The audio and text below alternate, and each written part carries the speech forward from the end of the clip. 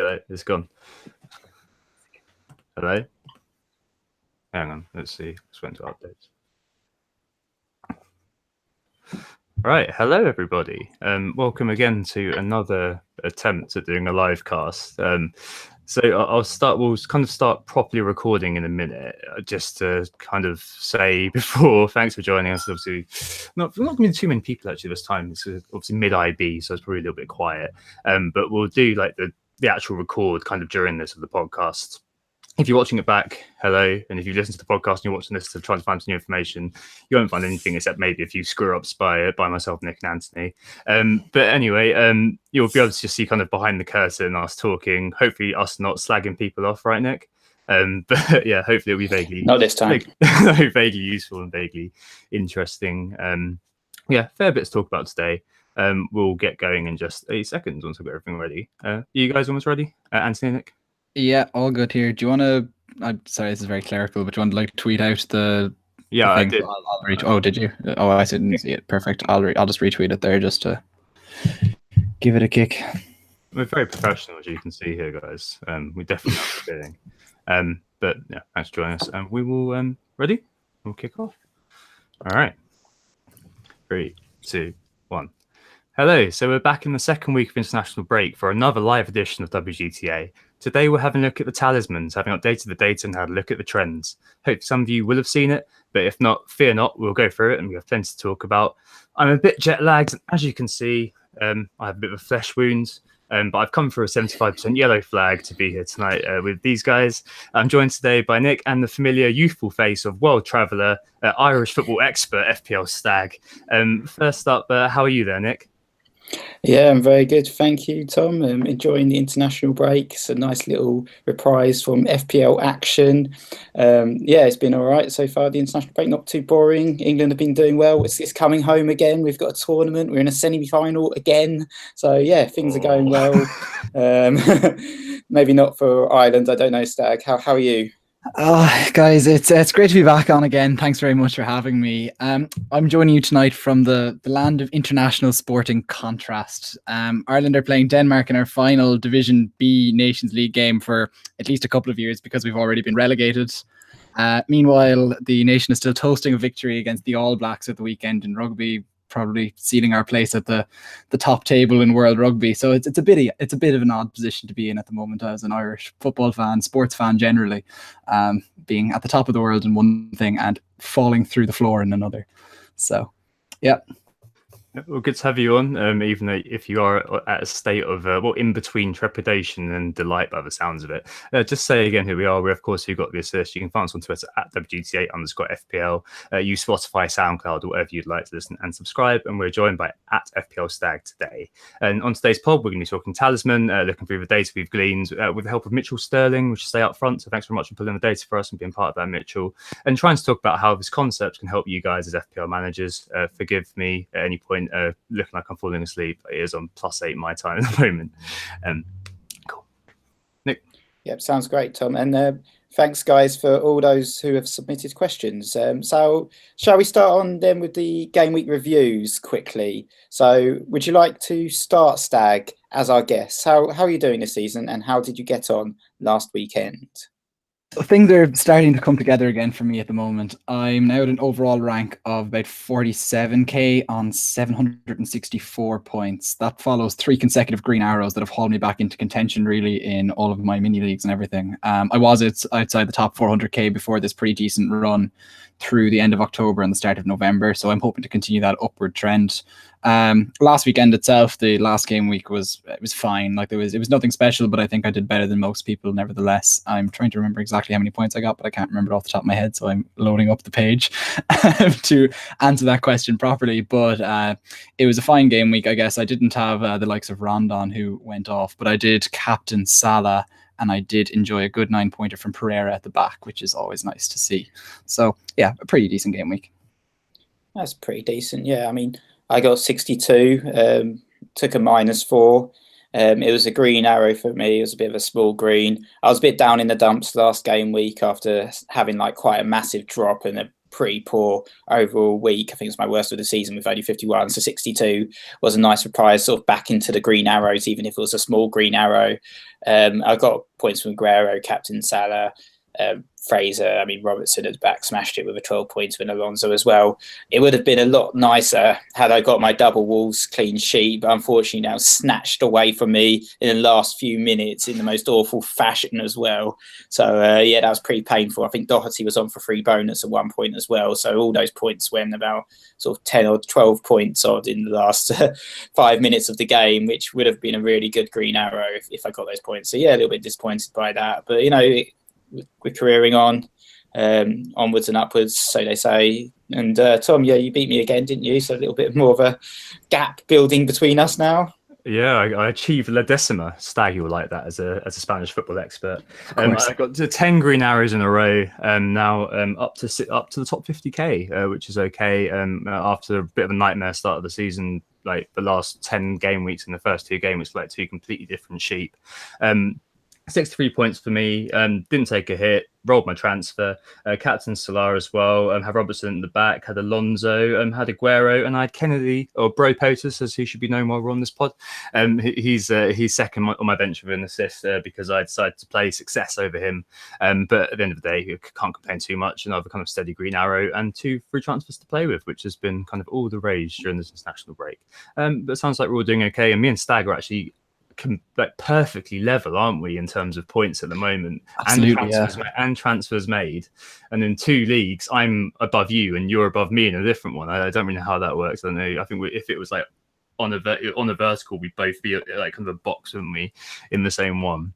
Yeah, if we keep this up, our team IDs are going to start coming into contention, aren't they? Yeah, exactly. What's yours? 516. I think I have 49. Oh, so he wins by the fact that he logged onto the website faster than I did. I was too busy leaking information at that point, by the sounds of it. Right. Okay. Let's move on to the main talking point this week, which is the talisman. So just a brief overview of this and what the hell it's all about. The names Michu, Mahrez, and Josh King perhaps come to mind here. We began this last year. We'd, of course, known about it for a little while, but we began to really think about the idea that on several teams, you had that key man who was attracting attention as a talisman in the real football world and also in FPL. So someone like Shaqiri or Arnie was the main source of points of that player's team. And we're trying to figure out how we can metricize this and how it could be quite useful. Worth mentioning here that Joe at Fantasy Football Scout has a very similar kind of measure, also called the talisman theory, which draws similar conclusions. You can access that on the member site of FFS. And it's looked at through stats, as in football stats, rather than ours, which is for an FPL sense. So the FPL game, but both are equally valid and complement each other very well. So we both come to very similar conclusions. This isn't about appearance points, so we remove those. It's about the individual pros and cons, which also means no clean sheets either, nor points for conceding, but goals, saves, assists, and bonus are all points as part of this. Counters points as part of this. We did this in the summer, and we found that, for example, as you'd expect, players like Shaqiri, like Arnautovic, like Mahrez when he was at Leicester, and Pascal Gross were all heavily over-indexing or contributing a high proportion of their points than other players on their teams. And we also found that startlingly, if you'd owned Gross, Shaqiri, and Arnie at the right moments in the midfield, you'd have outscored Sterling or Salah for 7.5 million-ish, which made us really think about the fact that getting these guys in at the right time and getting them in is a great way to optimize your kind of midfield position, at least at the time, or at least a part of your team for not very much money. And we've done the same formula around now. So that's basically it in a nutshell. I've spoken that through very, very quickly. I think there's, in terms of the data that we've seen, guys, there are some sides that are particularly talismanic, aren't they? And I think that maybe talking about a few guys, first of all, talking about what the whole kind of shebang actually means might be quite prudent. A good illustration of a player who, at the moment, at least, I mean, a big caveat, these are projections, not endorsements. It's up to each manager to engage brain and assimilate info to come to your own conclusion. But a good example of this at the moment is Danny Ings, who's got 42% of Southampton's non-appearance points. Interestingly, 66% of all Southampton's non-appearance points are scored by McCarthy and Ings. So let's talk about these guys a little bit. The main talisman, and what do we see there? This is also includes Mitrovic, Arnautovic, and Jimenez, for example.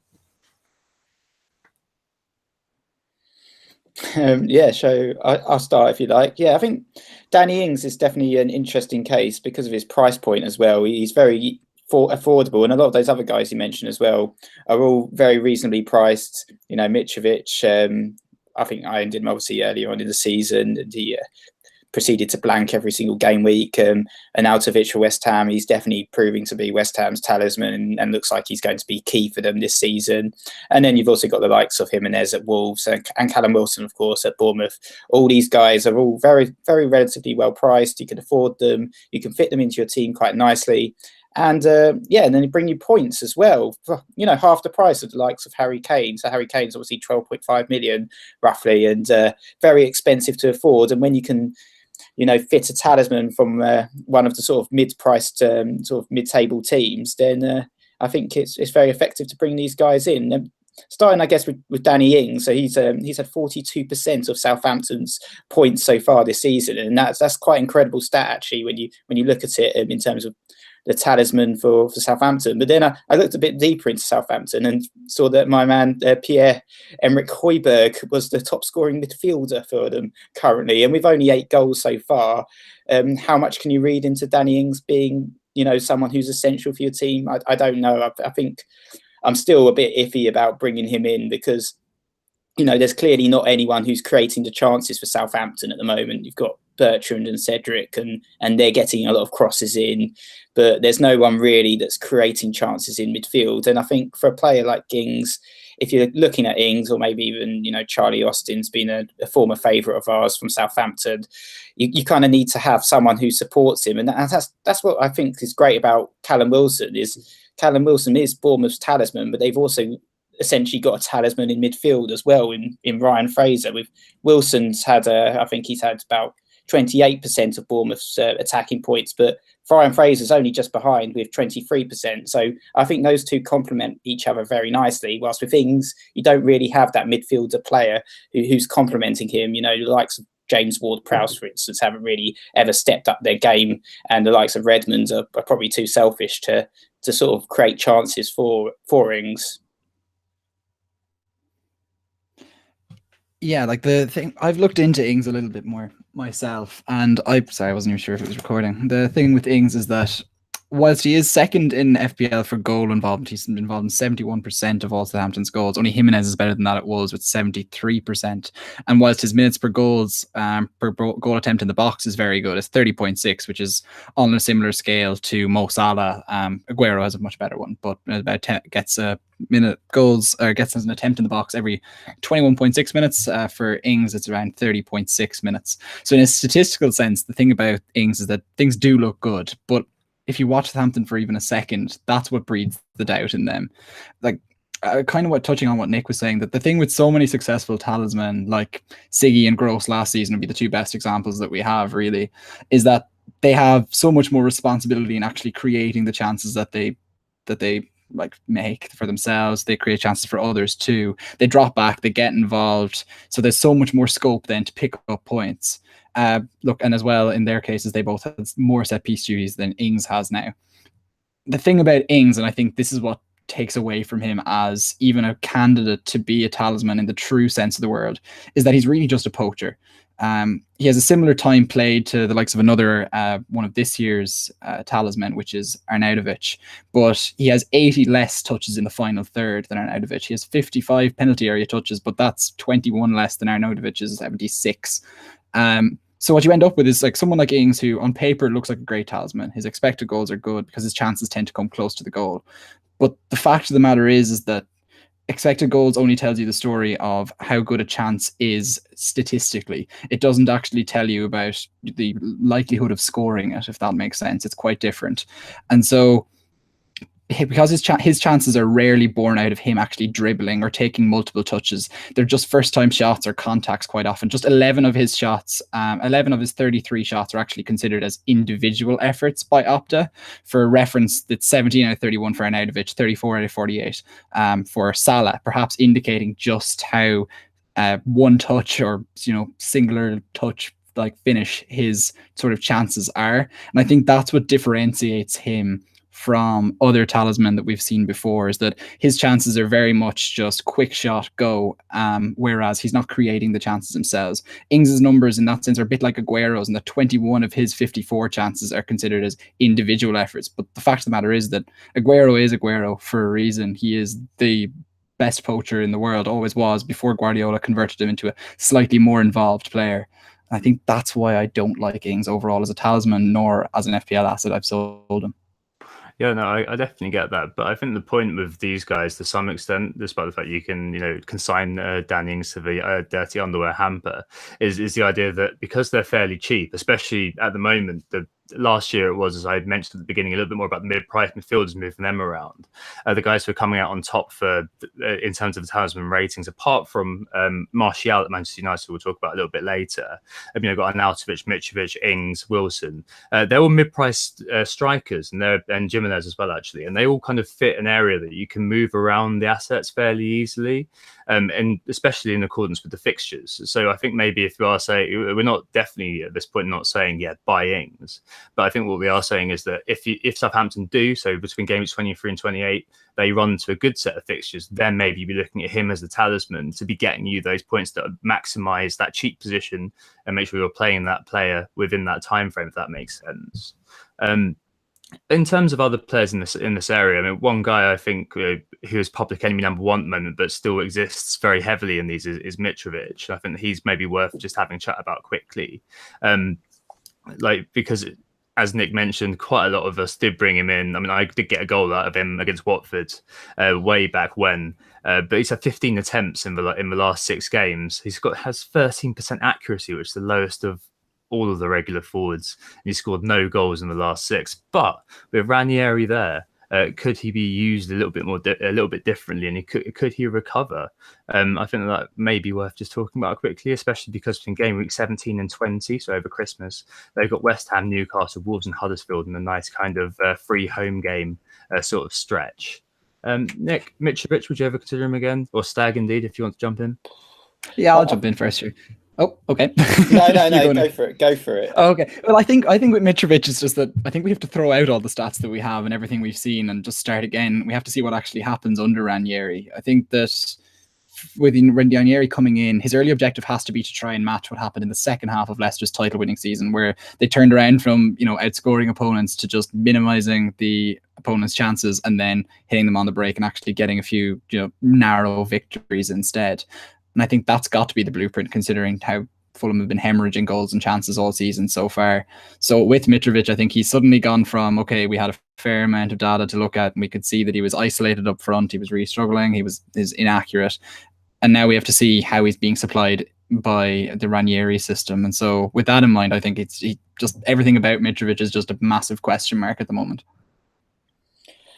Yeah, I think you have to sort of take his performances at the beginning of the season with a grain of salt to a certain extent and look at him, going forwards based on the new manager coming in. Fulham's fixtures are a mixed bag. They've got Southampton at home up next, which I guess would be, pretty reasonable fixture. If you do own him, you'd like to give him a chance. But then after that is Chelsea, Leicester, Ranieri's old club, or Chelsea, Ranieri's old club as well, Manchester United and West Ham. So, mixed fixtures, a couple of really tough fixtures. I think most of us who owned him, we really got burnt by his sort of lack of performance in that Huddersfield game, especially when the likes of Tom had Arnie, who I think got braced that game week as well, was of real differential compared to us who stuck with Mitro just for one more game week, and then he proceeded obviously to do nothing again. So I think you have to look at that and you think, oh God, is this guy, obviously you don't want to be too sort of, focused on what's happened in the past and focus on the future. And I think this season he has proved himself as one of the best forwards so far this season. He's actually second for goal attempts behind Aguero with 43. So he is getting a lot of chances, and he is, options are available for him. He will score again probably in the next couple of game weeks. I wouldn't be surprised at all. But it's just up to you. When you look at some of the other options in that price bracket, you have to compare him to the likes of Arnautovic, the likes of Wilson. And at the moment, I think he falls behind those guys in terms of an option. Yeah, that certainly makes sense. When you got your man Jimenez as well, he's come back early from Mexico duty. Obviously, there's a bit of a little bit of a graveyard in terms of their wing back position at the moment, Wolves, but they do have Huddersfield and Cardiff to come next. I know that Jimenez is also the top transfer player in I think this over this international break, isn't he? And he has come out as being the kind of the main attacking talisman, at least for Wolves. He's got 33 non-appearance points over 123 in total, which is 27%, pretty high. And I think that Jimenez is definitely a player that a lot of people seem to be looking at, especially after a couple of very good returns and very difficult fixtures before the international break. Stag, do you have Jimmy? I'm not too sure. We're going to call him Jimmy from now on, just in case you're wondering who we're talking about. Yeah, I'm going to go with Jimenez still. No, I don't. I don't actually have him. No, I'd be tempted by him for sure. But I've right now got a front line of Wilson, Arnautovic and Aguero, and I don't really have any real need to change that. I've got far bigger problems to solve in the short term. I think my biggest thing that I'm working towards from a strategic point of view is trying to get Salah into my team. So if I find that I need to find money to make that happen, maybe a transfer to Jimenez is worth it. But from maybe Callum Wilson, who has a tougher set of fixtures now, but I think overall I'm not too pushed about him just yet. I've got Doc at the back. I don't know, like he's had the chances, he's playing well. It's just for some reason it's just one of those ones that just hasn't tempted me yet. I think for me, I'm definitely looking at him as an option. So some of you probably know that I've got Sam Vokes currently in my team, sort of filling an 11th man hole for some strange reason. Basically, last week I wanted Sadio Mane, and I was getting rid of Mitrovic because he was a pain in the rear end. And I was looking at options, and basically to get Sadio Mane in for James Maddison, it meant that I only had 5.3 million left in the bank. And when you look at the options at 5.3 million, Vokes does actually stand up as the best option, unless you think that there's a case for the likes of Dominic Calvert-Lewin, which there really isn't. I brought Vokes in. I thought, well, maybe we'll do something against Leicester. Burnley's fixtures are all right. Newcastle and Crystal Palace up next as well. Maybe he'll get a goal. But I think it's probably going to be just a 1 week or 2 week punt for me. With Mendy injured, it's probably looking like a -4. So a downgrade on Mendy and an upgrade on Vokes seems like the sensible call for me. And I think Jimenez at the moment is looking like the best option for me as a replacement, because I don't have to spend too much. I only need an extra 0.4 or 0.5 now probably to get Jimenez in. And with Wolves fixtures, Huddersfield at home, that's a brilliant fixture. That's why he's proving so popular at the moment, because people are seeing a banker potentially for points. And then after that, Cardiff away, which is another easy fixture. And then it's Chelsea, but after that, Newcastle, Bournemouth. So it's a really good run of fixtures.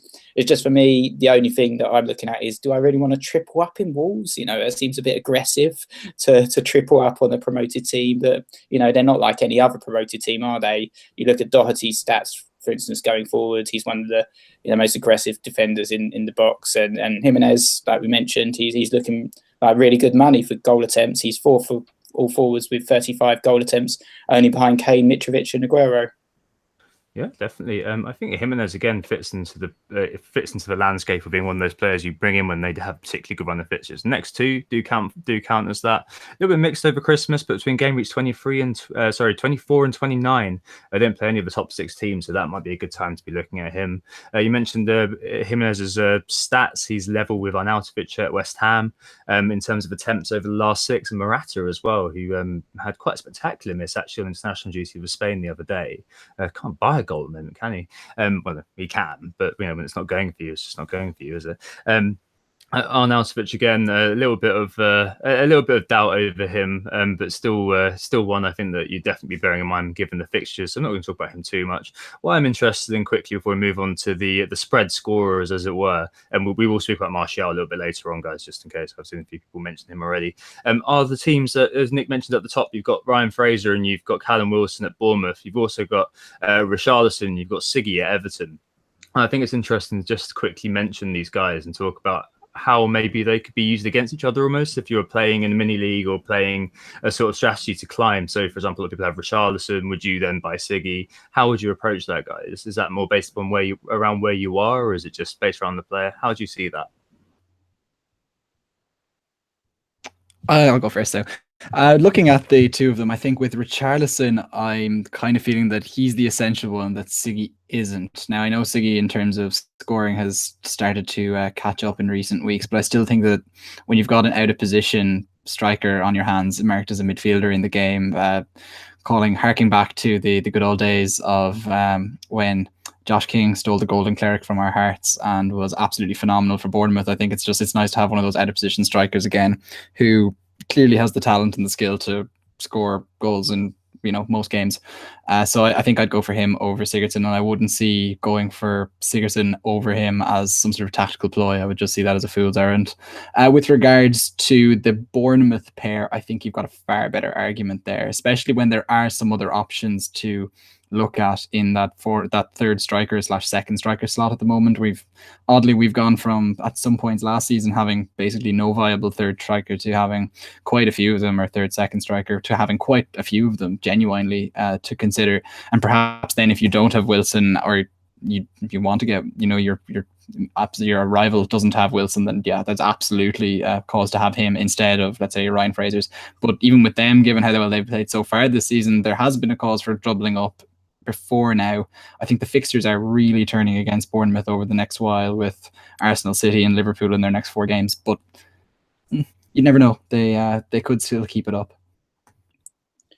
Yeah, I think another one that you didn't mention as well was Felipe Anderson at West Ham, who's actually, he's sort of flying a little bit under the radar for West Ham. He's actually on the same amount of points now as Arnautovic, and I think he potentially represents another really good option in that midfield. But I mean, I tend to agree with you there, Stag, on Richarlison. I think he definitely looks like the best asset in that Everton midfield. I've had a little bit of experimentation with Everton midfields this season. So as Tom, we had a little bit of a go at Wally, which didn't work out very well at all.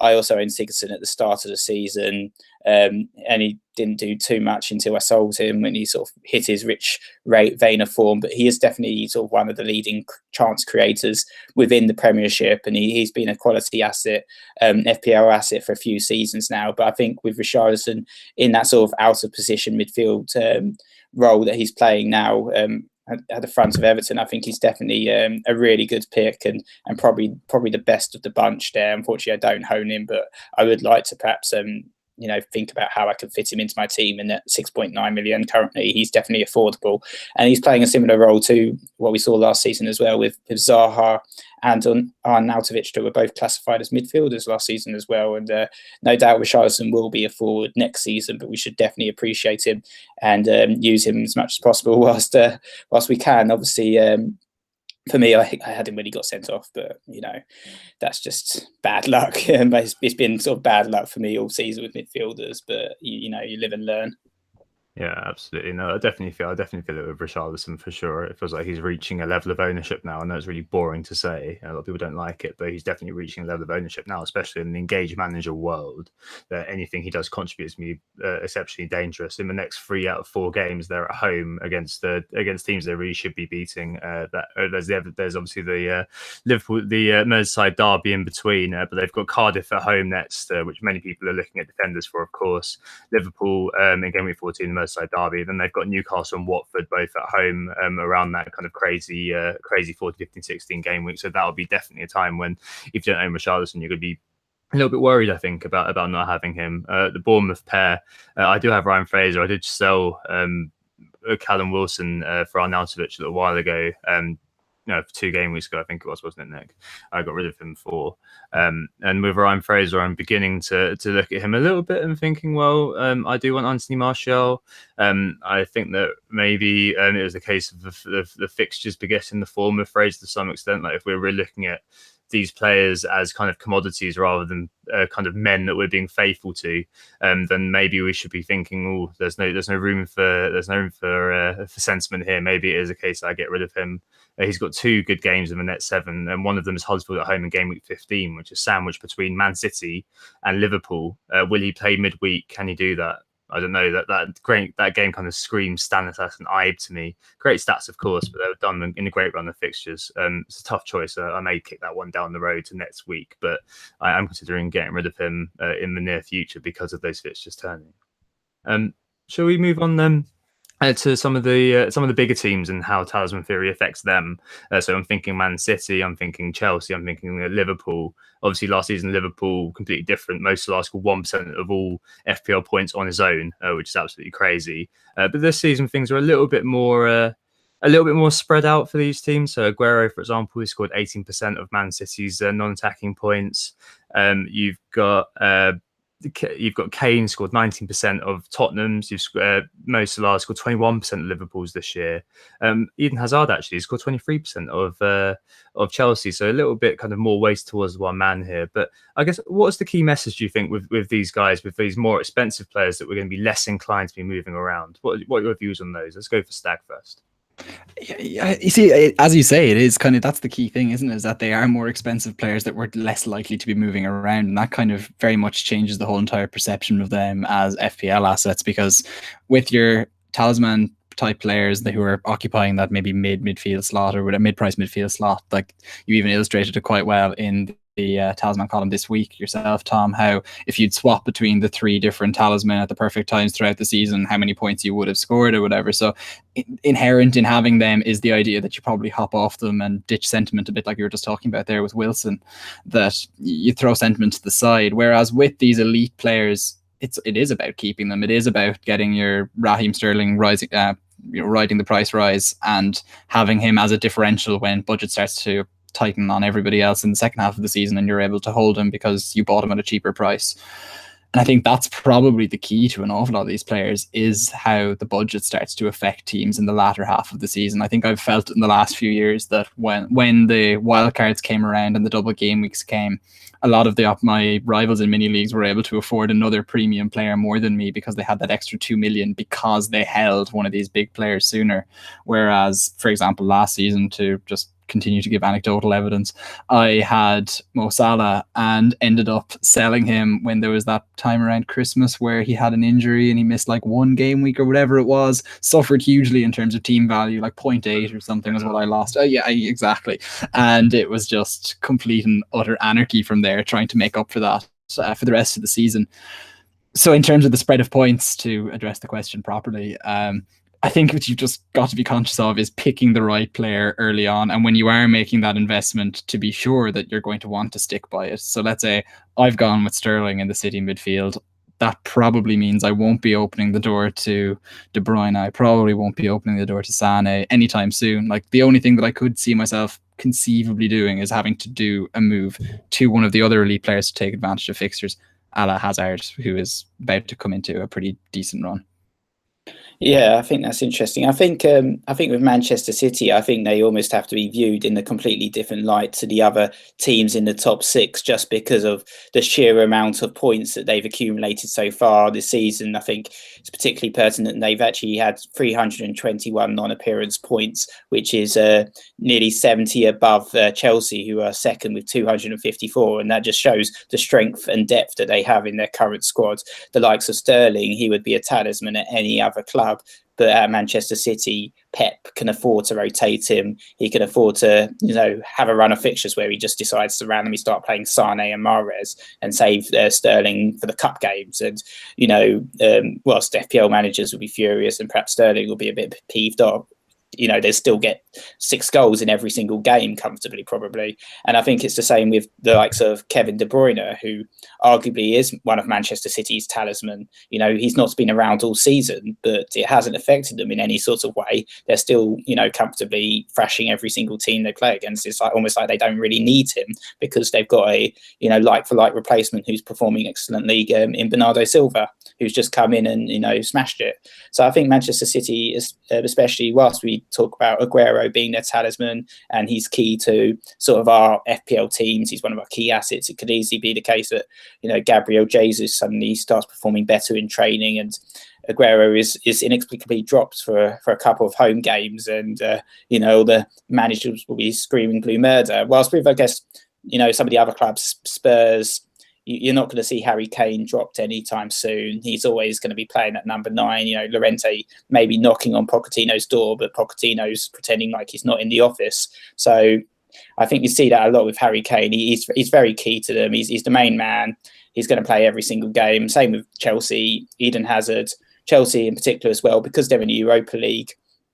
You know, Hazard did play the last game as he was sort of recovering from injury, but he's not going to be wasted to sort of on one of those fixtures. He's going to be saved to the Premier League, which is the main league that, you know, the manager's focused on at this moment in time. He probably doesn't care too much about the Europa League and how Chelsea perform in that.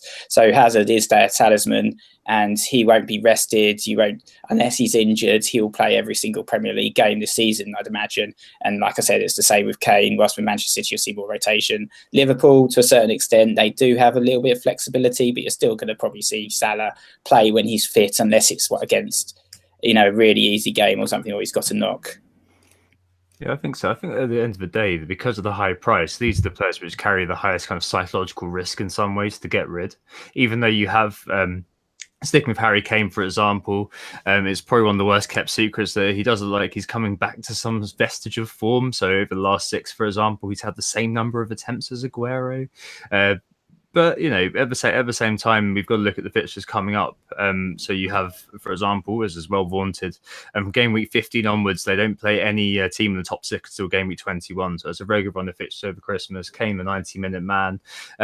But you have to make sacrifices. It's not the case that the money is just resting in your account ready to be moved on to Harry Kane. You're going to have to be removing someone like Mo Salah. You're going to have to be making a high stakes gamble to get him in. I think that is what is a little bit risky about these guys, and that's what is a bit scary about moving them on, right?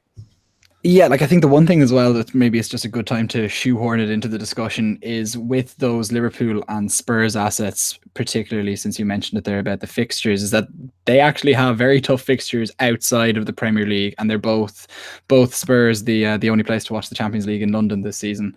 And Liverpool both have a very tough set of fixtures ahead of them, games that they have to win in order to seal their own progressions in the Champions League, which is pretty key to their overall objectives for the whole entire season. So whilst Spurs do have a good run of fixtures, that's interspersed with crucial games against Barcelona. There's a North London derby as well in the cup, I believe. There was that great post earlier on Twitter. Yeah, exactly. There was that great post on Twitter about them, and then Liverpool likewise don't have it easy either. Like they have a game against PSG coming up, another game against Napoli as well to contend with. In the midst of there's also a game against Man United that they're going to have to hold those big players for those big games, and you may actually see a little bit more resting and rotation than you might expect in the Premier League because of those games, or at least you'll see fatigue taking its toll if there isn't rotation. Yeah, for sure. I think it will definitely. I don't know whether it's the case with Kane that he's just going to be flogged the whole time. I mean, Nick was a little bit more cynical about Llorente getting game time. I don't know. The fixtures are good enough, aren't they, that he could feasibly play somebody else? But I can't imagine Harry Kane being very happy with sitting on the bench in the Premier League. No, I can't imagine that. I mean, Christmas, great. Yeah, that's what you have to hope for—a little bit of a run of form for Harry Kane, because at the moment he's sort of been an FPL non-entity really at his price, unfortunately. But I think with Spurs run, I know you were thinking about him come game week 16 because they've got a great run of fixtures, but then also do Arsenal, and Aubameyang's another really good option, I think, going forward for the sort of the summer. I guess he's an interesting case because he has been starting on the bench and not been playing that number 9 role, but he's still been, you know, smashing it, and I think he's definitely another premium option that we should be considering. Yeah, when it happens, at least. Okay, so it sounds like we've got a kind of a set of guys that we're kind of okay to be moving and dotting around between. We have kind of a more expensive set of guys who play for the better teams that we're maybe going to be needing a bit of a nudge to really move on. And at the very kind of bottom end of the spectrum, we have our non-entities as Talisman. We have our Martin Dubravkas. We have our Schindlers at Huddersfield. Interestingly, Solomon Rondon is in with a chance of being the Talisman for Newcastle. I'm very glad I got Bro Poster, so I'm not going to be interested in him. I guess the reality of these sorts of teams, just a few examples for you. These are guys, as I've mentioned, like Dubravka / Rondon. You've got Etheridge being the main talisman for Cardiff, whose penalty saves. Schindler's got 29% of Huddersfield's non-appearance points. They've only scored 41 of those. And you've got other players like James Maddison as well at Leicester, 18% of their non-appearance points. A very spread out team there, and you suspect with no Jamie Vardy or Jamie Vardy not being informed, that's kind of why. With these guys, are they just enablers, or do they serve any other purpose? Do you think that a talisman will suddenly emerge from these kinds of teams, Nick? I think it is early days with these teams, but I think the trend has been set that they're not going to be high scorers, and the goalkeepers are talisman for a reason. I think it's a case of you're looking at these teams; they're two completely different types of sheep. Huddersfield, there's just no one there. The forward line are terrible with Mounier and Depoitre, and they're just not producing any chances at all. If you perhaps got Phil Billing as a sort of 4.5 million hero that might assert himself and had a couple crackers from the midfield line hitting the crossbar, but there's no one really there that's sort of appealing to anyone at all, unless you're scraping the barrel for a cheap defender. And I think it's the same with Newcastle. Obviously Rondon, he's stepping up his game finally after all these years, but he's still sort of very peripheral to our sort of FPL visions right now. And yeah, same with, I guess, unfortunately the Burnley assets as well. There's Goodmanson in midfield. He's potentially a decent option, but he's not someone that I would be recommending sort of to my friends right now. Yeah, I can only really echo that sentiment. Really, like there's none of them have players who are really standing out. The FPL totals really do kind of illustrate just how balanced they are in terms of attacking. Of course, Leicester have the emotional talisman, Ricardo Pereira, but that's not quite the same as the FPL points talisman that you guys are actually looking for. So I think overall it really is just maybe a wait and see if Rondon flourishes. Let's see what happens with Maddison. Maybe he kicks on again and rediscovers some of that earlier form we saw, and let's see what happens with Vardy when he is back as well. Cool. Right. Well, I think basically that's basically I think all we had to say really on this kind of area. I think mostly it is focusing on those teams where at the moment it's mid-price forwards, but where you do have those players in those positions which are a bit more interchangeable, perhaps being, in my view, a bit more ruthless with them. On the article, there are a few kind of forecasts for players who you maybe should be looking at over certain periods that we've used a little bit of a rolling average to work out, and we'd be expecting kind of 28 to 34 points within those two kind of sets of fixtures we've given you, just because the fixtures are so good, and if the teams do perform okay, then that's what we kind of expecting. So yeah, some food for thought there, and thanks very much, guys. We'll take a break there and we'll move on to the features. Right, behind the curtain time. God, that's terrible. You were shit. No,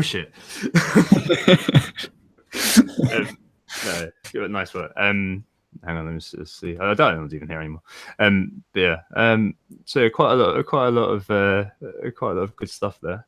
I'll edit a little bit tomorrow. Hopefully I wasn't too drifting. I'm afraid I'm kind of losing coherence a little bit, but hopefully it's not visible. I was at work pretending to sound like I knew what I was talking about as well. So they want to see the fingers, Tom, I think.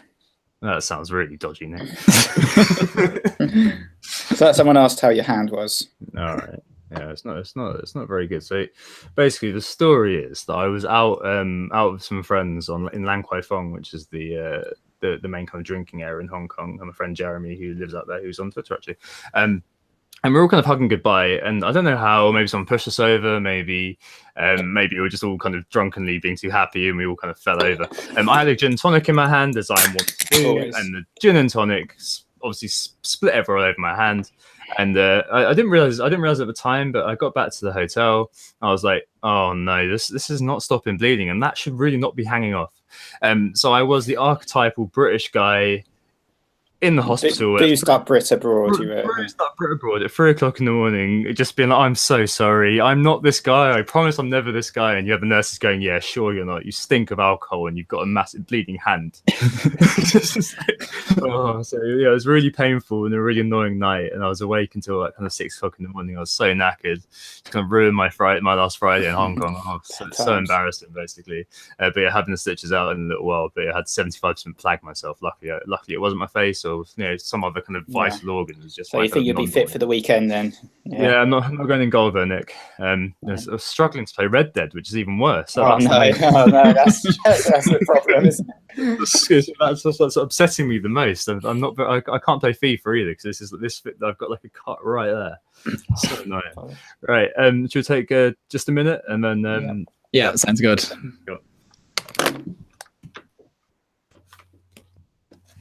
Yeah, Well done, Dan. Yeah, I was just gonna just like do the like highly professional, like cover the camera with some like poly pads.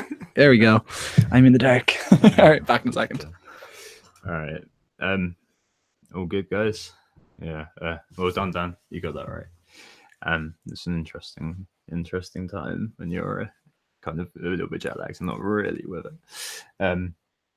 Yeah, quite an interesting week. I was glad that it's a good week to go away, really, and not have to deal with. Well, I was just looking at FPL Twitter a little bit, but it's quite an interesting week, wasn't it? On FPL Twitter. It's just one of those where I think everyone got a bit bored, and everyone was just like, "Oh, let's start arguments for fun." But I'm glad it seemed like we'll pick up again this week. Glad to be podcasting. I'm glad the more football's going to come. I can't wait for the next kind of few weeks. It's just going to be absolutely mental, isn't it? I mean, got so many weeks of uninterrupted FPL-ness. None of this rubbish international break stuff. None of this, these guys are all going to be going away. None of this kind of injury crap. Like, how many people are out at the moment? It's incredible. Some teams feasibly could have like 7 or 8 players at the end of the international break. So yeah. All right, Nick, do you want to just talk about your life for a second? Yeah, well, I saw someone's got a theme already. Yeah, I said to him already. Chancer. Yeah. Okay, now I'm back. There we go. Welcome back. Yeah. Not just me on my own, sort of. Yeah. I was just like, I saw Tom leaving just as I walked in. I was like, oh, okay, perfect timing. Do you have the YouTube window open? I had it open briefly. I had a quick look, but then you started like speaking twice in my ear, so I was just like, I just panic closed it. I was like, oh god, no, yeah, voices everywhere. I had that problem last time. You have to mute the YouTube. Yeah. I just like when my housemate was actually downstairs speaking of Red Dead, playing Red Dead on his Xbox. So I was just like, okay, the bandwidth, I just don't trust it at all. So I was just like, right, I'll just kill it. But I can have a look now because Red Dead, I can no longer hear like murder happening downstairs. Like it's turned off. Me and Tom have been playing a lot of Red Dead. It's been pretty obsessed with it. It looks absolutely brilliant. On the Slack channel. So yeah, exactly. That's a pretty good indication of like how I don't think anything else has ever needed a new channel. So no, we had to open a new channel. We've got. Yeah, it was just like constant. Like it's already like every time I come back, there's like 250 messages on it. So it was up to like 400 with Red Dead talk. Hold on now. I was going to go to the YouTube there to see how's it coming along. Sorry, better get Market Forces open as well. Yeah. All right. Yeah, I've got everything. Oh god, horrendous week for the zombies. Well, the zombies are just having horrendous weeks non-stop. But not a great week for all England either. There's a wider political point, I think, about having just English people in the Premier League, but I don't think we're going to make it. No. Right. Right. You got everything. You ready? I think you need to get in Kadeem Harris. We've got to get Harris in, haven't we, really? You've got to get Kadeem Harris in your actual team. 4.5. Well, maybe. If I had a wild card, I'd be tempted. You're still got midfield Talisman Højbjerg in my team, so... No, you can put soon to be midfield talisman Kadeem Harris. Kadeem he's probably not far off, to be honest. No, definitely. Patterson's probably beating it. Big Patterson using his body in amazing ways, as someone put it on our Twitter earlier on. That's excellent. That's an odd comment. It was really insightful actually. They were saying he was really good. 5.2. Yeah, I mean Cardiff have got all right fixtures for the next little while. If they're going to do anything, it will be around then. If you haven't got Kennedy or something like that, you could be thinking about Bro Potus or something like that. Yes. Then maybe I can just see your eyes just what? Who's that guy? Right. Did you hear that on the fan feud or the Three Amigos a few weeks back? I really got Dunica briefly. I was delighted. Yeah. He was like, who? I'm not surprised. Just for anyone who wants to know what the hell we're talking about, Kennedy, Bro Potus, is because Kennedy's actual first name is Robert Kennedy. JFK's brother was the brother of the president, brother of Protus, Kennedy. Yeah, it's not funny if you have to explain it, is it? Like with most jokes, right? You shouldn't need to explain it. It just jumps out at you, doesn't it? Right. I think only someone with your mind like could have really come up with that stag. Right. Shall we get cracking again then? Sure. Yeah, Right. for sure. As you can see, people who are watching, we're all about professionalism here. And if we're not actually streaming on air, then Nick's just shouting the C word, just throwing it out like it's confetti. Seriously, incredible. Right. Okay. Right. I will get going. 3, 2, 1. So we're back and we move on to our features section. This is our regular kind of section where we go through 3 main things, which are the market forces, updating you guys on the Zombie League, and doing our All England team and telling you how they're getting on. We're not going to Speaker's Corner because Stag's on every pod, so you already know all about him. His worst habit is talking, which probably is good thing he's on the pod, to be honest. Right. The first thing is market forces. This is our section where we, Nick in particular, use our FPL NTI data to describe the movers and shakers in the transfer market. I mentioned earlier that Jimenez is the top guy in. What else you been seeing, Nick? Yeah, so Raul Jimenez is leading the way in terms of the market forces this game week, over 130,000 transfers in. And it's not, it's not a flurry of activity after sort of 8 days of no football, but with Wolves' fixtures, Huddersfield, Cardiff, Chelsea, Newcastle, Bournemouth, and that kindly price of 5.8, a lot of people are looking at Jimenez. I mean, he's only scored 3 goals so far. It's not particularly impressive, but he is creating chances as well, 5 assists so far, and he is looking like the leading man in that Wolves team currently. So I think he definitely represents a decent option up front, and it's one that I'm looking at myself as well. But otherwise, we've also got Anthony Martial as the second most transferred in player at the moment. As we mentioned, he is the Manchester United talisman at the moment, and he's on a really good run of form, at least in terms of FPL points. He got 13 points against Newcastle, 15 against Chelsea, 9 against Everton, 10 against Bournemouth, 7 against Manchester City, and now has 6 goals and an assist to his name. He is playing up front as well at the moment with Lukaku injured, so he's out of position, and looks like a really good way of, and quite cheap way actually, of covering the Manchester United team at only 7.6 million as a midfielder. But there remains that question, is he overperforming yet? Which I think we're going to cover a little bit later. Otherwise, it's all about the defenders. So Mendy's injured, 165,000 transfers out, and Trippier also has a knock with over 162,000 transfers out. So everyone who owns Mendy, a lot of the people who own Trippier as well, are selling them. And in terms of the defensive options, I think we're probably going to cover this in the question a little bit later.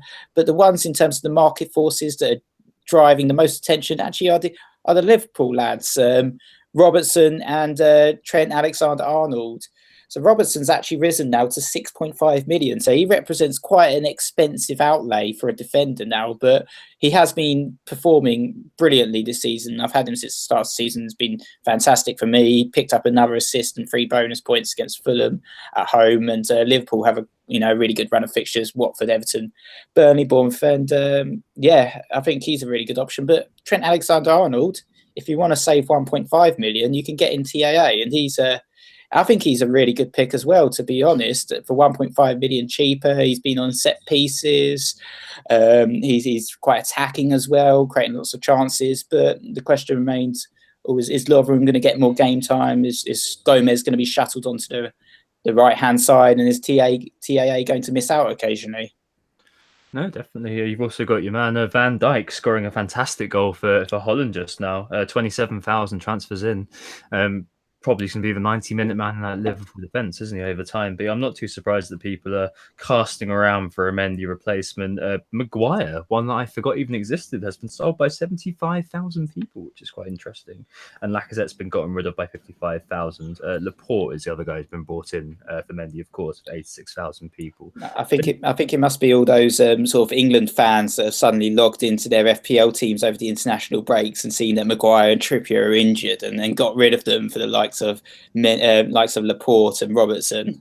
Yeah, I guess they're not going home. Right, Stag, do any of those transfers surprise you or affect you in any way? Not particularly, actually. What stood out to me was the fact that Ricardo Pereira has just under 2,000 more transfers in than Ben Chilwell, and he is 0.1 cheaper.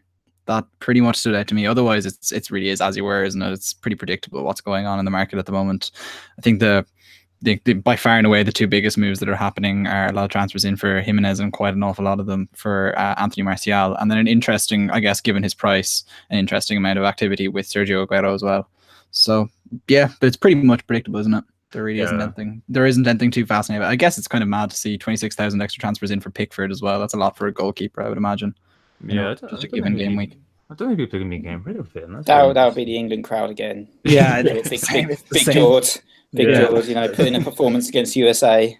Yeah, for sure. The only interesting one that I could pick out was Doherty, who's been bought by 36,000 and sold by 31, so an NCI of +5. But I suspect when we get more news on him, he'll be wearing kind of a Pedro-esque mask, won't he? The Dock of Zorro or something like that. Right, let's move on to the zombies then. This is our no chips, no transfers league with teams that we made at the start of the season, or I should say our unspecified family members made at the start of the season, and I've just been left to run as ghost ships over the course of the year. Nick, how have your zombies been doing? How'd they do this week?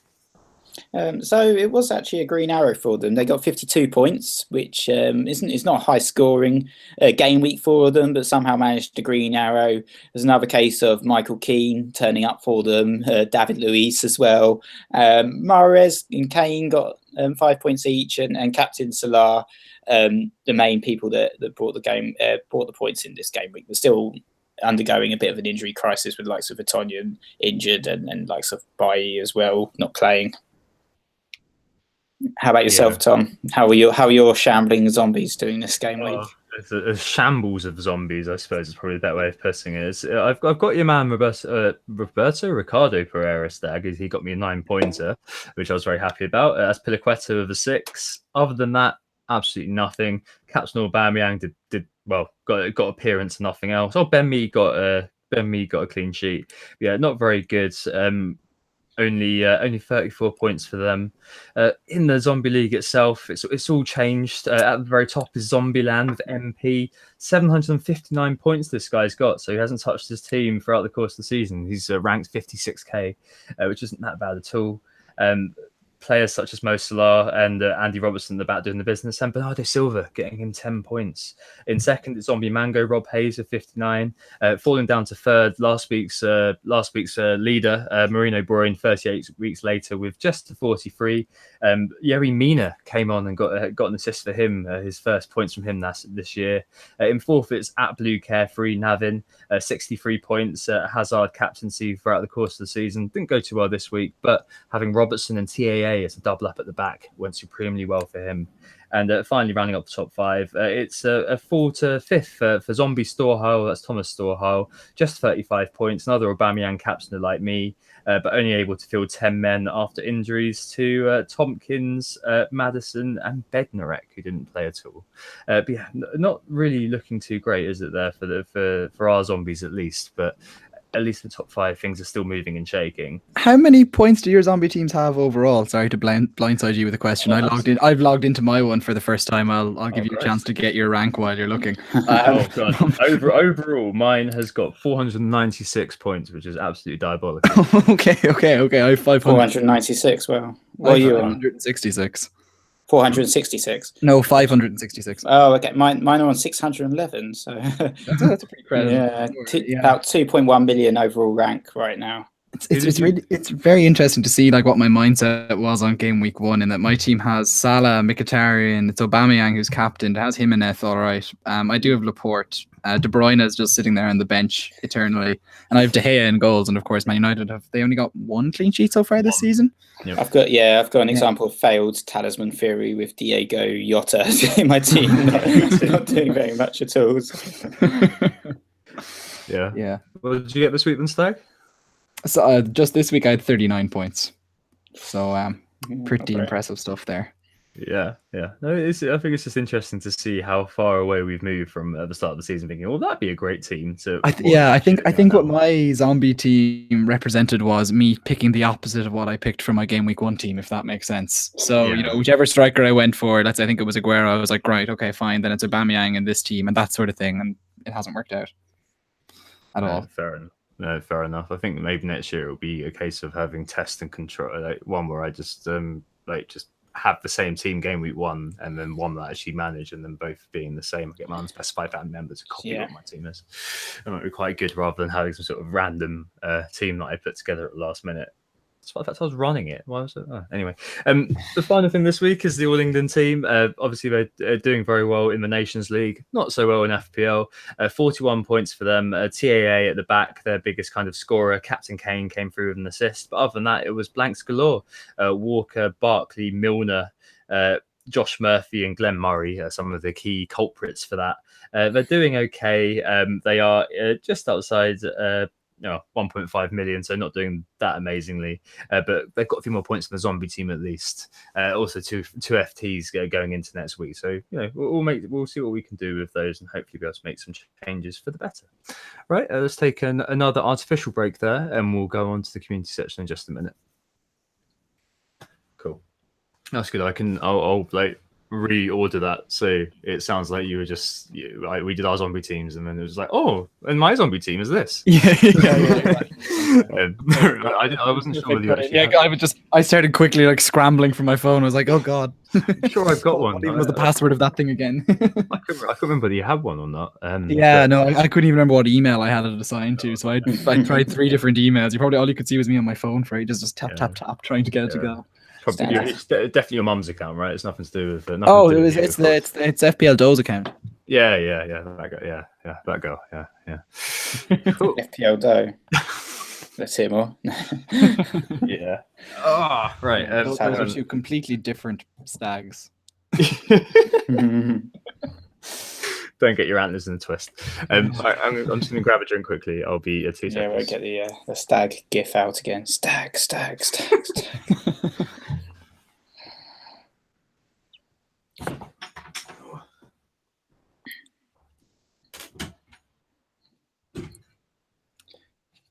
I think awkward silence takes a whole another meaning when there's like a bunch of people watching.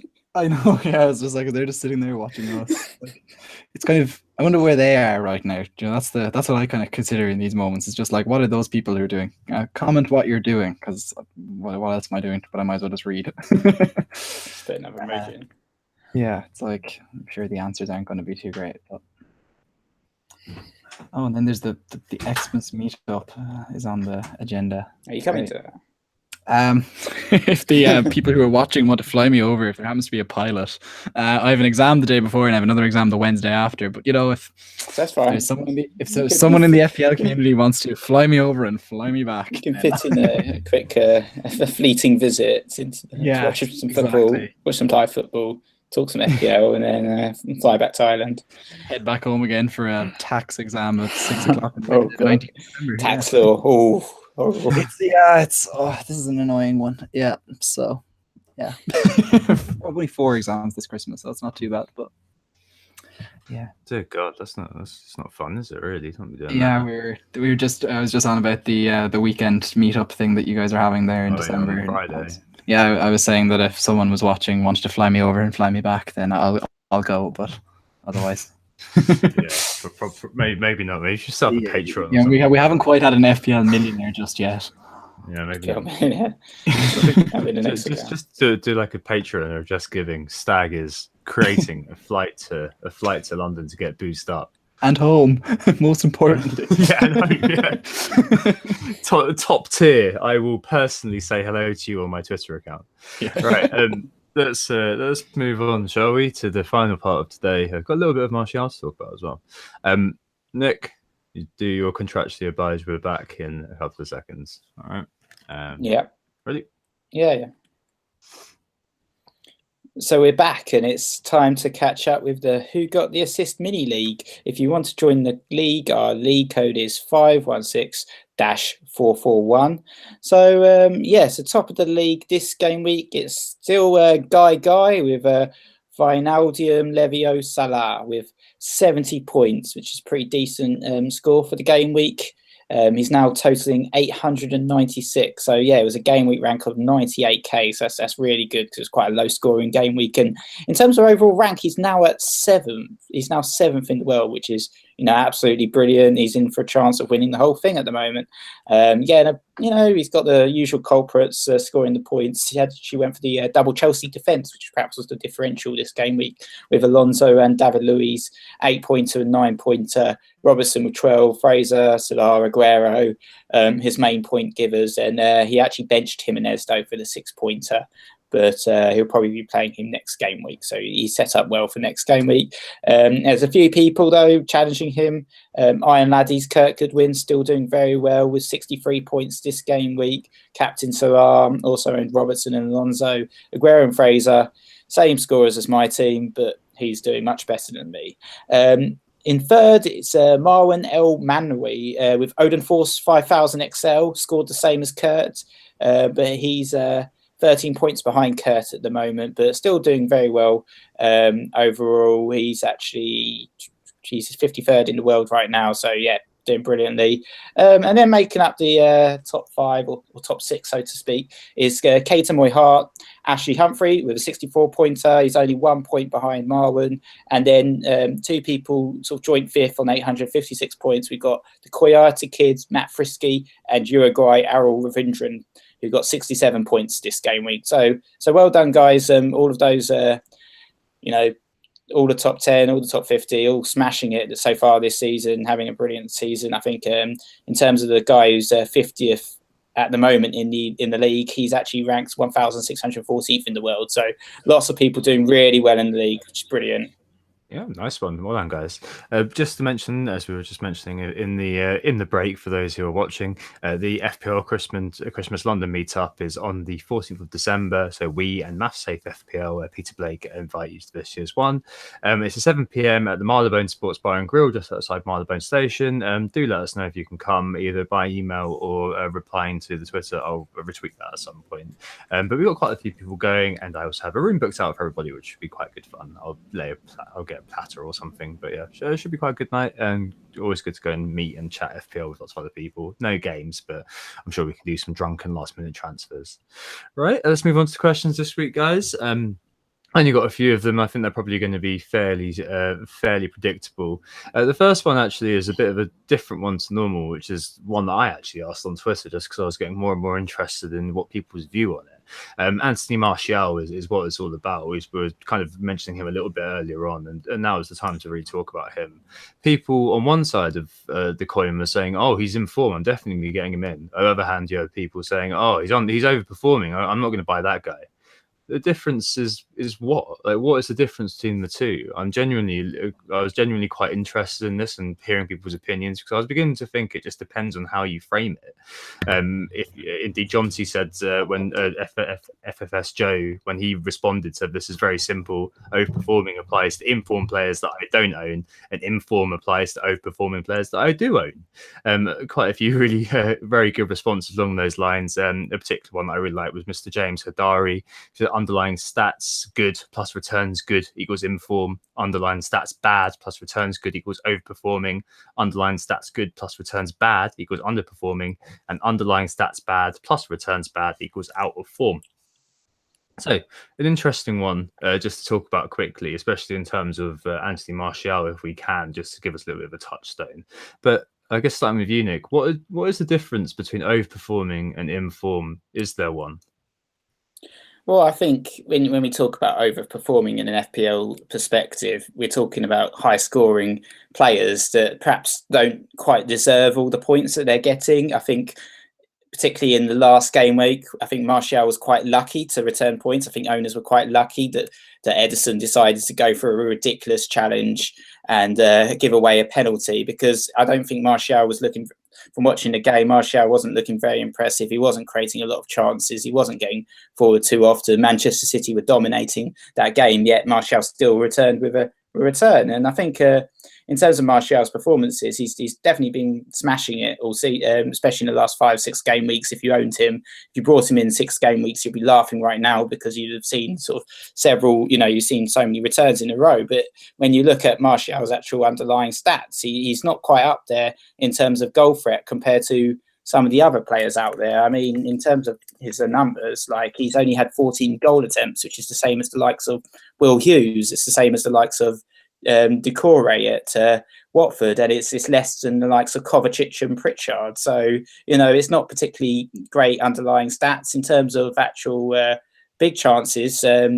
He's had 10 big chances. I think that's, inside the box. He's had 10 shots inside the box. So it's a little bit more than some of those other players that I just mentioned who've been taking a few more pot shots, but still less than the likes of, Antonio and Willian at Chelsea and Lamela at Spurs and Josh Murphy as well. So I think from my perspective, Martial, I think he is a very good option.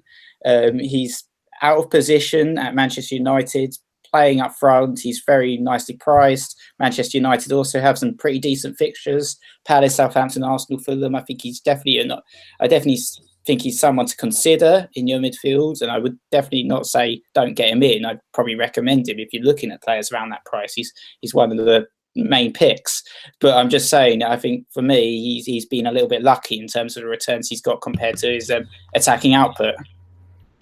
Yeah, okay, in the overall sense of things, I completely agree with that, and that he has been a little bit fortunate in some of the weeks, particularly that Man City game, and that United, whilst they were getting back into the game, they weren't creating true chances, and so look, they got fortunate and got that penalty, and he may not even have taken that penalty had Pogba been on the pitch, etc. So there's an awful lot of luck that was involved there. But I think with players like Martial, people forget that it's okay to be a player who shoots sparingly.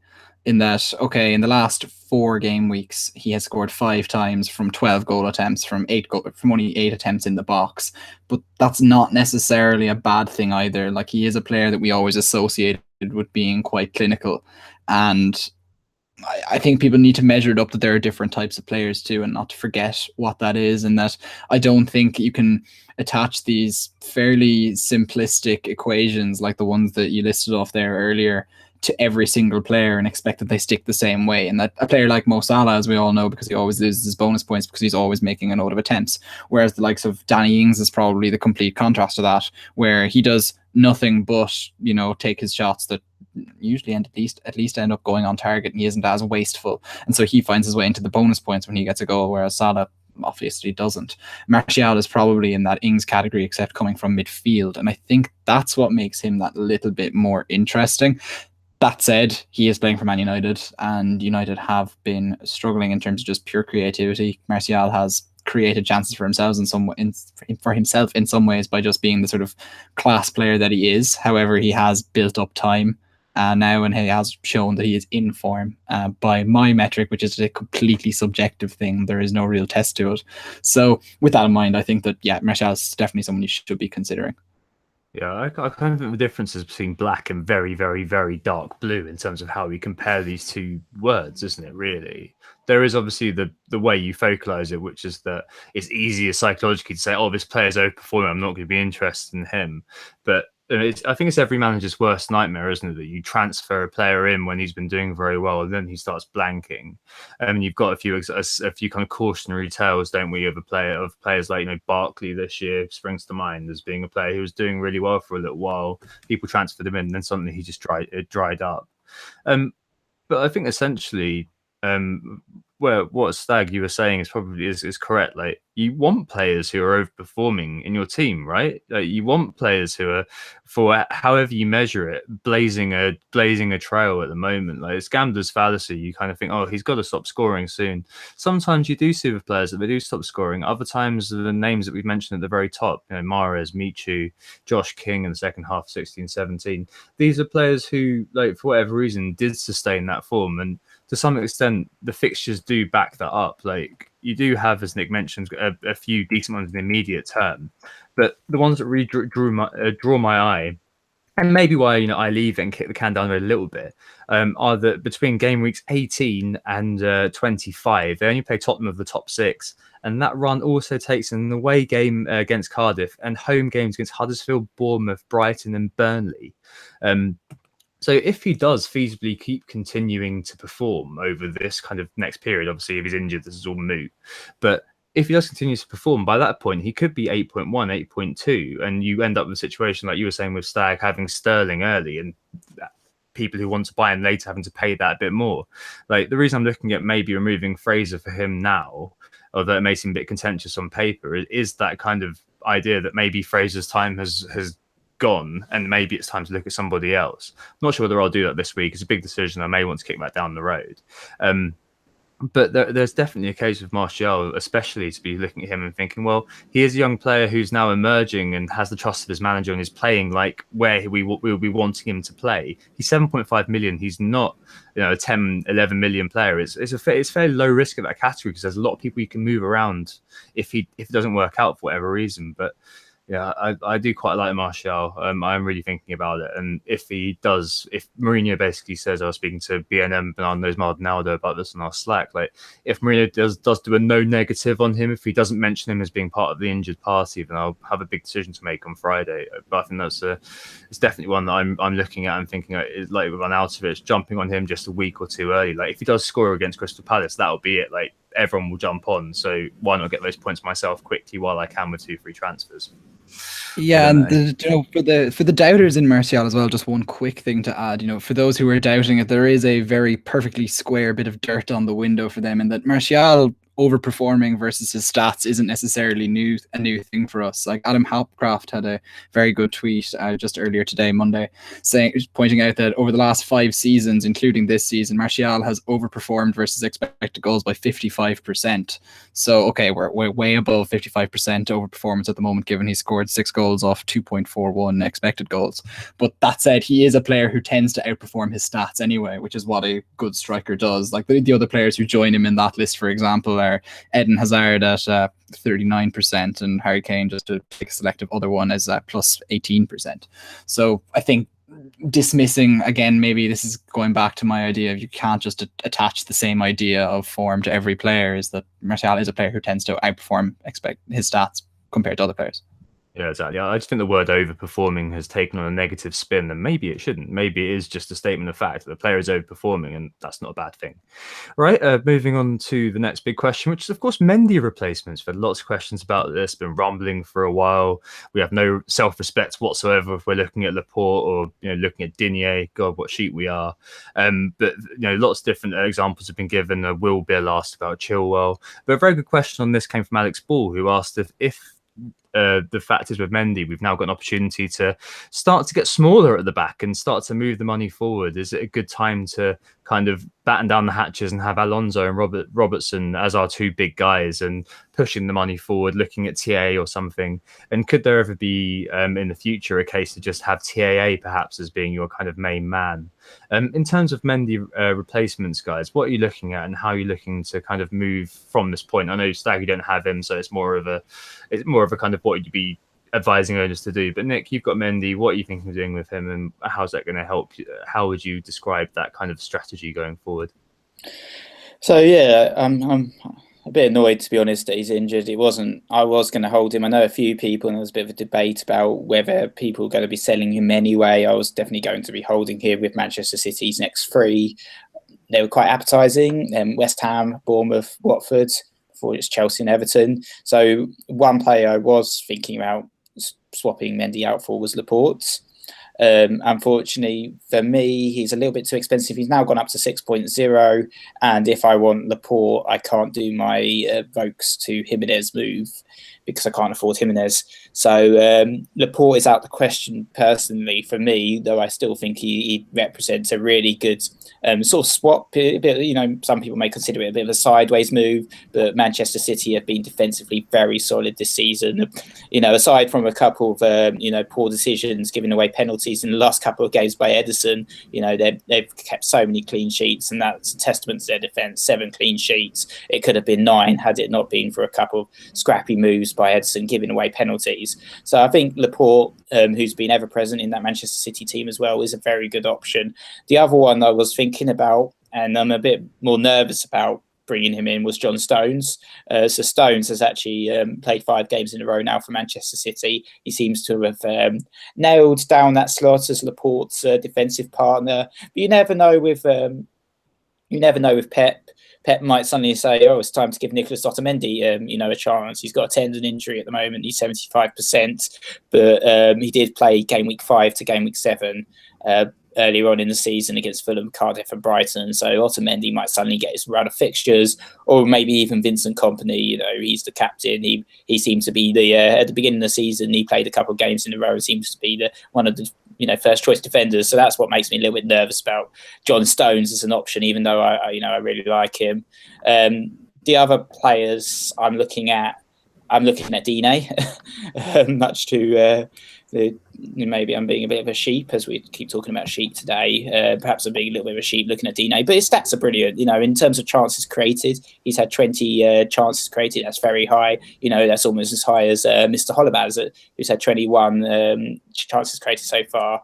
So I think Dine is a very good option. So he's creating a lot of chances, but he's also getting quite a few goal attempts actually on the slide. He's at 11 goal attempts, which is one of the highest in the league for defenders. So he seems like a really good option at 4.8, and it would be a good way for me to cover Everton, considering that I don't have Richarlison in my team for those relatively nice fixtures against Cardiff, Newcastle, Watford. And when they do play Liverpool, as Todd mentioned on Twitter, AWB has Burnley, so I could easily swap Dine out and play AWB in that game week, Aaron Wan-Bissaka. So I think he's an option. Finally, I just wanted to mention Leicester as well. I know Stag's a big fan of Ricardo Pereira, and he's actually a player that I've been looking at myself bringing in. But I'm actually at the moment preferring his teammate Chilwell, who's 0.1 million more expensive. Chilwell's created double the amount of chances that Pereira has. Chilwell's had 15 chances created so far compared to Pereira's 7. And in terms of goal attempts, Chilwell's had 8 compared to Pereira's 7. So pretty similar in terms of goal attempts, but Chilwell seems to be creating a few more chances. Got an assist for England as well at the weekend, and seems to be one of those players that's improving as the season goes on. So he's someone I'm definitely looking at for Leicester's fixtures, who've got Brighton, Watford and Fulham up next. You just love left backs called Ben, don't you, Nick? Yeah. That's probably the only reason. All right. I guess Stag, you go first. Actually, what would you advise people be looking at least at this point? I know obviously you don't own him, but abstract. Yeah, even though I don't own him, I mentally did, because he was pretty much in my team in my own head until he suddenly got injured, and then he had his operation, and suddenly I just kind of had to change my plan. So I guess I kind of came up against the same problem, and that I was making that defensive transfer soon anyway. So for me, it's all about Ederson really, for that Manchester City coverage, and then that allows you to downgrade in City. As Nick alluded to, there's an awful lot of uncertainty in there amongst the City defenders, or else it's just expense. Neither of which, to be honest, I'm too keen on bringing into my team at this moment. So with Digne in mind, I think I'm just determined not to be a sheep. And so I just haven't actually really considered him strongly, even though Everton have clearly showed themselves to be tightening up a small bit at the back. And so with that in mind, I guess it's your man who has 17 caps for the Vatican over 75s, looks after himself, drinks only the very fine wine. He can climb 2 flights of stairs unattended, and needs only one nun to help him get out of a chair. That is, of course, Vinagre of Wolves, who is coming in to replace Johnny after his injury. If you haven't got Doherty, I do have Doherty, but still, if you wanted to double up on those Wolves defenders with a pretty decent set of fixtures coming in, I think Vinagre could be a pretty good option there at 4.3. He saves you an awful lot of money to invest in midfield, and that kind of perhaps opens up the Hazard problem that I was so keen to sort out. Yeah, well, you better hope he plays, or people are going to be salty with you.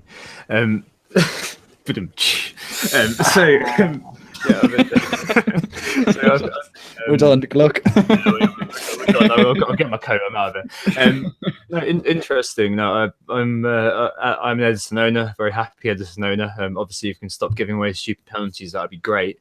But their expected goals conceded is really low. And over the course of the Christmas period, I'd be expecting them to rack up clean sheets wherever. The difficult away games they've had where they've gotten clean sheets just show that you've got a decent chance of a clean sheet in any game. Ederson's ceiling is probably around the same as Laporte's. Laporte could score. He does. Attempts are okay, but at the end of the day, you're getting him in for a kind of a baseline of 6 points, and that's what Ederson provides. Except he's not going to be rotated because Claudio Bravo's injured. With that in mind, then Mendy does go down It's where he goes down to. So Digne, obviously flavour of the month for a lot of people. I mentioned him myself a little bit. Michael Keane has been showing up in the shots in the box throughout the course of the season. He hasn't had a single shot outside the box. But there is one man who I am looking at fairly substantially, who is Balbuena, or Bulbasaur, as we've been calling him on our Slack.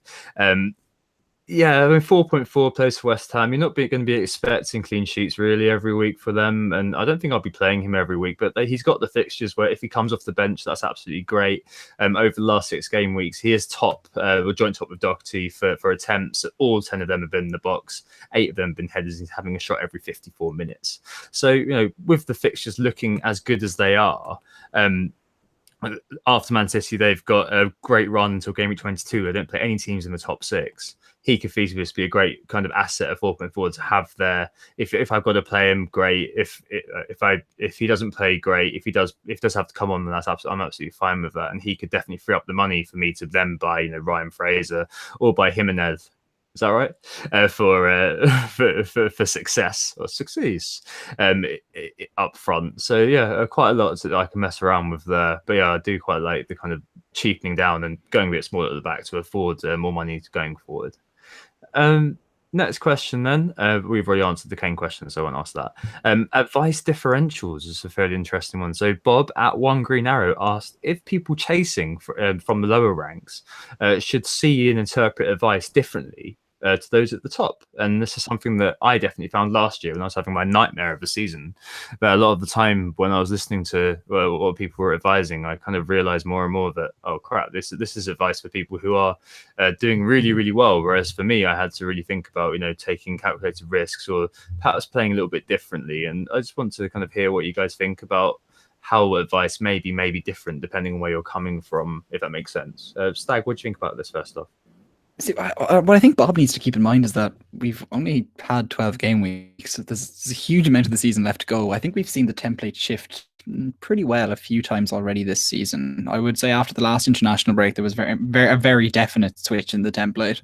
And I would argue it's kind of coming again. We've seen kind of the big at the back thing kind of collapse and then kind of reform again. I think it's kind of fallen to shreds again a little bit lately, aside from a few decent performances from Robertson kind of coming through. So what players in Bob's position, or where you were last season, or where I was too, to be perfectly honest with you, Tom, is that you just need to be a little bit more patient and just have your 1 or 2 differentials.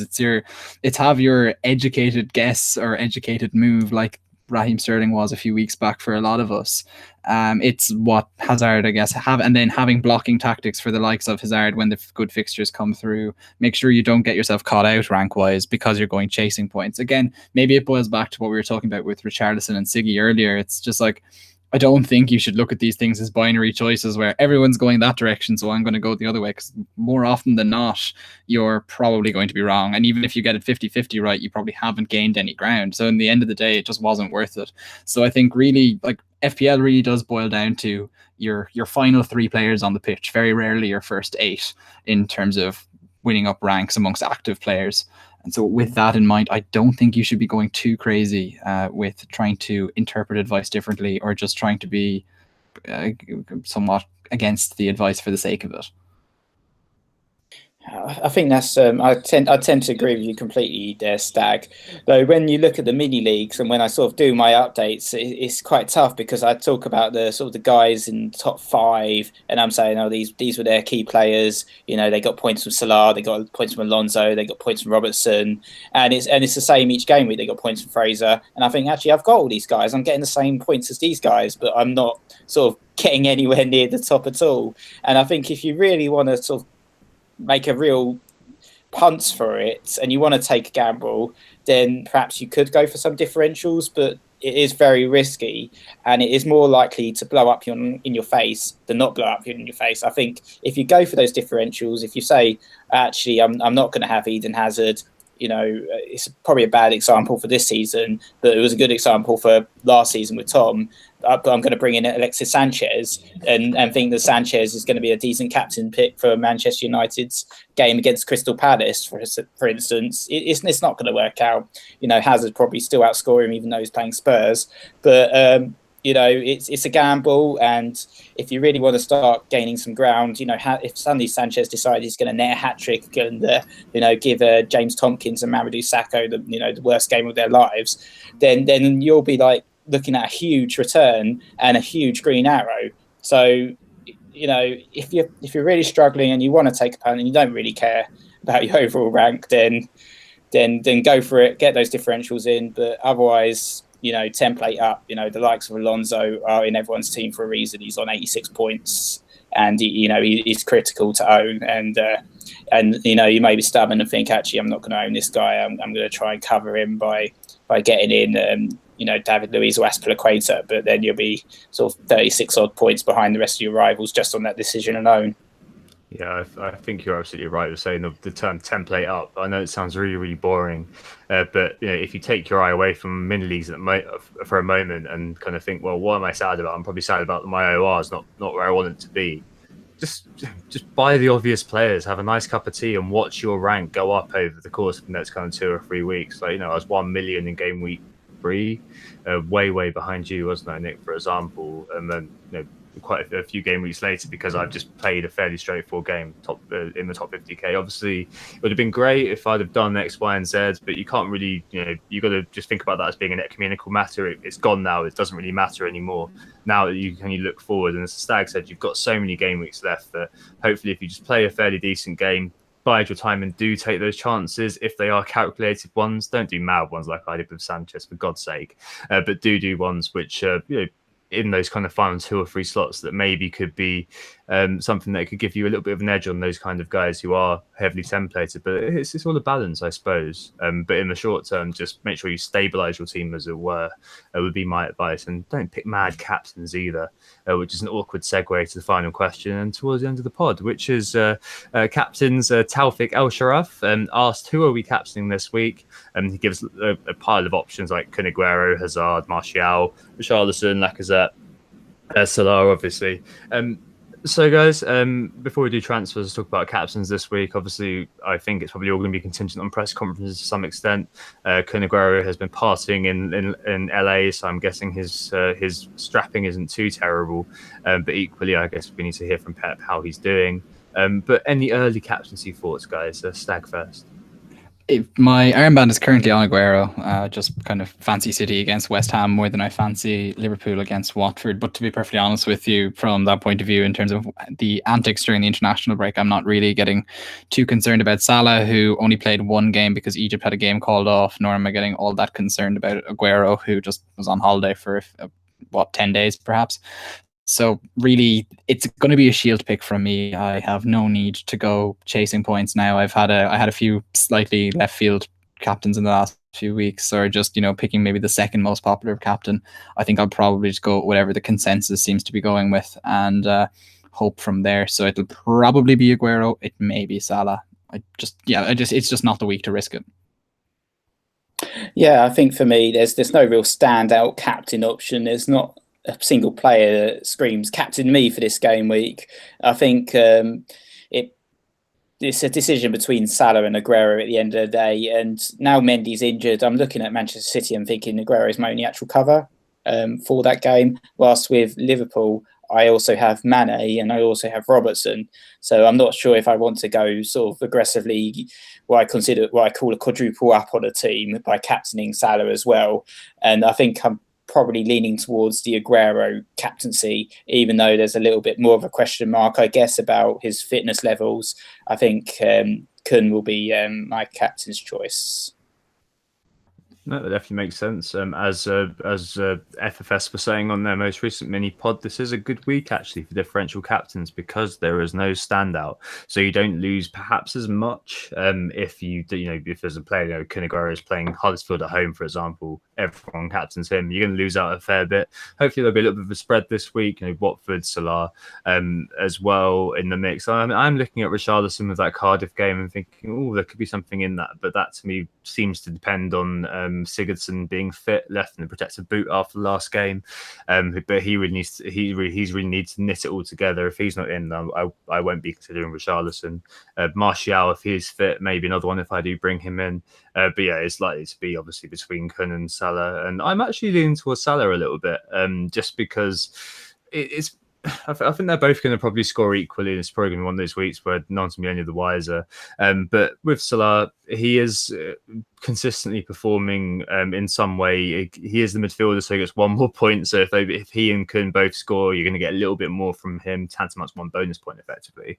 But it's really close. I mean, West Ham are slightly worse defensively at home compared to Watford. I don't know. I'm probably going to be looking at the polls on Friday, looking at a few other bits and pieces on Friday, and then coming to a final decision. But yeah, it's probably going to be one of the big guys, even though I would like Richarlison captaincy. And there is a little bit of me that really does want to take the risk because seems like a good time to do it. But it does depend on Ziggy. Transfers then, guys. I'm sitting on 2 FT. Nick, you're sitting on 1 and probably a hit. Stag, where are you looking at the moment? Are you looking at ripping the team up, or are you keeping going as you are? Sitting on 1 transfer at the moment. There's no really obvious move coming to me except for that rectifying that City defense. But to be honest, I think I'm prioritizing for I keep talking about Hazard, but Hazard in game week 14 at home to Fulham is kind of where my head's at. So I think perhaps being able to do that for no hit would be nice. So I might just save this transfer and go into it then. I've kind of escaped the international break with just Doherty and Wan-Bissaka flagged, which means I've still got Pereira, Robertson and Alonso, the par defence there to back me up. So I think I'll be fine. I think I'll probably roll the transfer and we'll go again. Fair play. I think for me, I've talked about it a little bit, but yeah, I think roles are reversed, Tom, as it looks like it's going to be another hit for my team as I just get rid of that Volkswagen straight away. I don't know. I think, Vokes to Jimenez seems to make a little bit of sense, even though it's a case of tripling up on Wolves. I quite like the move. And then in terms of Mendy replacements, I've run through some of the options I'm looking at, perhaps Chilwell, perhaps Dine. I haven't really made a decision. I'm probably not going to get Stones in because I've just looked at, the Manchester City rotation in that centre-back slot, and I am very worried about the likes of Kompany and Otamendi, who probably want to playing a little bit more. So, it's a tough one. Probably Dine or Chilwell, but I'll probably make up my mind on the day on Friday. Yeah, fair enough. Definitely leave it till Friday. There's definitely the Austin rule, isn't it? And showing how you should probably be patient with your transfers. For me, replacing Mendy, a lot of it relies on Doherty being all right, actually, because if I do replace Mendy with someone cheap and then float the other transfer, then I'm really going to need him to play. Because if I buy Balbuena, he's got Man City at home, Wan-Bissaka flagged, Man United away, or that's basically my 2 options. Is there anything to be said for Northern Mass just for Doherty's health? Something just to make sure he comes back. We really, really need him, don't we? But Johnny's injury means that I'm not going to be doubling up on Wolves now at the back. Just hope that Doherty gets the lion's share of the points in an attacking return, whereas Patricio loses clean sheet.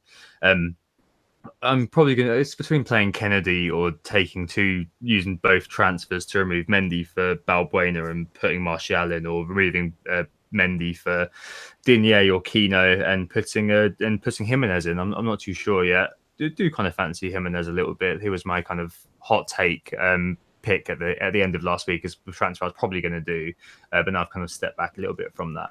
So a fair bit of information needed. I went to the press conferences on Friday, but definitely Mendy's going to be downgraded. I don't think I'm going to be moving him straight across to Laporte with Edson in situ.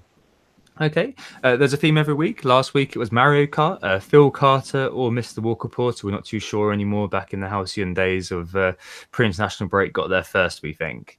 Just say who we are again, of course. We are Who Got Assist. You can find us on social media, on Twitter at WGTA_FPL. Yeah, and you can find the pod on Spotify, SoundCloud, Stitcher, iTunes, all the usual locations if you'd like to listen. And listen and subscribe if you like what you hear. Rico. And thank you, FPL Stag, for joining us this game week. Brilliant to have you on the pod again, and thanks to our live audience as well. Second time giving it a go, but it's always good fun performing to the live crowd. I think we're sort of slowly getting the hang of it. Yeah, if you want to join our league, Nick, if you want to join our league is 516/441, and that will be put into the pod through the magic of editing just after what I said earlier on. Thanks for coming on, Stag. Pleasure having you. Thank you very much. Absolute pleasure to be on as always. Cool, and hopefully see you again very soon. We'll be back next week for a normal podcast after the first games after international break. We'll be lamenting our 45 pointers and the fact that we didn't bring in Vinegray or something after his 12 pointer against Huddersfield. In the meantime, I hope it's assisted you, and we'll speak to you again soon. Goodbye. Oh God! All right. Perfect. Cheers, guys. Thanks for watching, everybody. Hopefully that was all right. As you can see, we're not quite as polished, but in some ways that I feel like that's part of the appeal, that we are just people plainly in our bedrooms or front rooms talking about FPL with no agenda in mind apart from just the love of the game. We'll do another pod, we'll do another live on this at some point. Unfortunately, sorry if I've been a bit in and out. I'm very jet lagged, but we'll do another one of this at some point in the future. But coming up, obviously, we've got quite a heavy run of games. We've got a few guests coming on, which should be quite good going forward. Obviously, not to the Stag, but getting close. We'll keep you updated, and hopefully we'll speak to you again soon like this. But thanks very much for joining. Cheers, guys. Cool.